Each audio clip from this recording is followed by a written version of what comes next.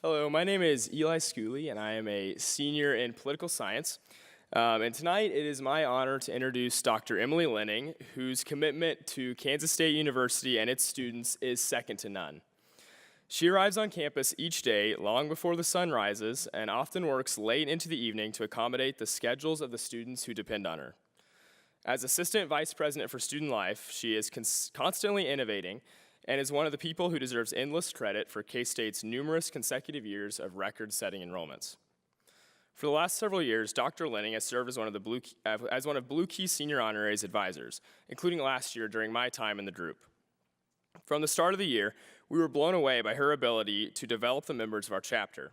At the beginning of the year retreat, she led the 15 members of our chapter through a rigorous 12-hour crash course in workshop facilitation.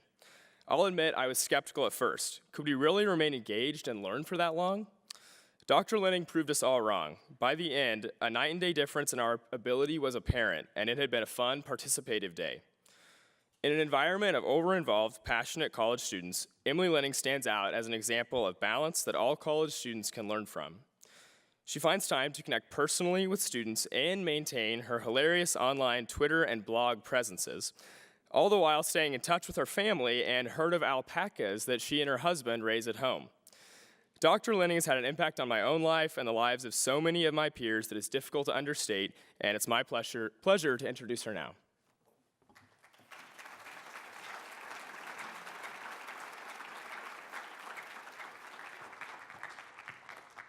Good evening.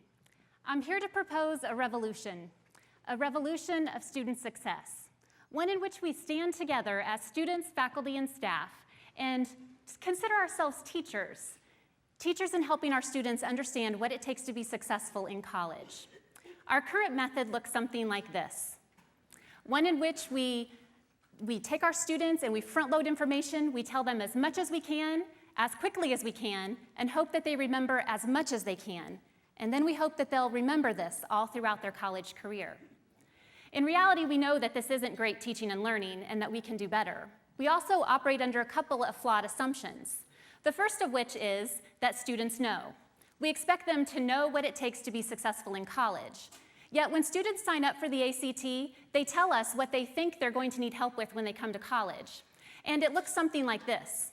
And actually, when I share this with my friends who are in the teaching faculty, they laugh out loud because they know that many more students need help in these areas than are actually reporting it. We also operate under the assumption that students will listen to our advice. And I don't know about you, but there was never a time that I was more adverse to unsolicited advice than when I was between the ages of 18 to 22. So with this knowledge in mind, we kind of set up a situation that looks something like this, where the students can see the goal, and they know that there's this system around the goal. And if they're just savvy enough, maybe they can achieve that success. And we let ourselves off the hook by telling them, well, we told you, which would kind of be the equivalent of equipping the mouse with the helmet. But with all of this in mind, we know that we can do better. In fact, we're called to do better if we're going to make progress on our goals in 2025. And so I think that we can do some things that will create a revolution. And the first of which is we need to name it. And by this I mean when we see our students leading and learning, we need to name it as such. I discovered the power of this when I was supervising a practicum student in our office. And I took a moment to brag about her in front of my supervisor. I didn't think it was any big deal, but at midterm evaluation time, she said how important it was for her to hear someone else say what she had accomplished, the learning she had experienced, and the difference she was making for the department. Because quite frankly, she was living in the frame. She was happy to be doing, but she hadn't taken moments to make meaning. And making meaning is an important part of our students' success. We also need to share it. Now, Parker Palmer, in his book, The Courage to Teach, talks about living at that dangerous intersection of public and private when we put ourselves in the position of teaching, and I would also say advising and serving as a student life professional. That place where we're not oversharing and embarrassing our students or kind of teaching like a robot and just simply going through the motions, but that place in the middle where we're relatable. And I discovered the power of this as a freshman student on this campus, studying in my Principles of Ag Econ and Ag Business class. And the faculty member took the front of the room that first day, and instead of diving right into the syllabus and checking off the boxes of telling us all the procedures and the policies, he started by telling us about the moment he fell in love with Ag Econ. And at that moment, as a student, I felt two things: inspired and hopeful. Inspired that this person was so passionate about his work, and he was so passionate that I wanted to learn from him. And I was inspired because I thought if that person could find his calling, his place of his future career, and he can be so passionate about it, maybe that could happen for me. We also need to show it. So this generation, more than any others, is visual by nature.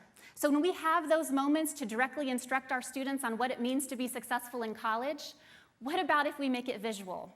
So when I have those moments and I need to talk to students about where to set in class, I could tell them, for their own good, what they should do.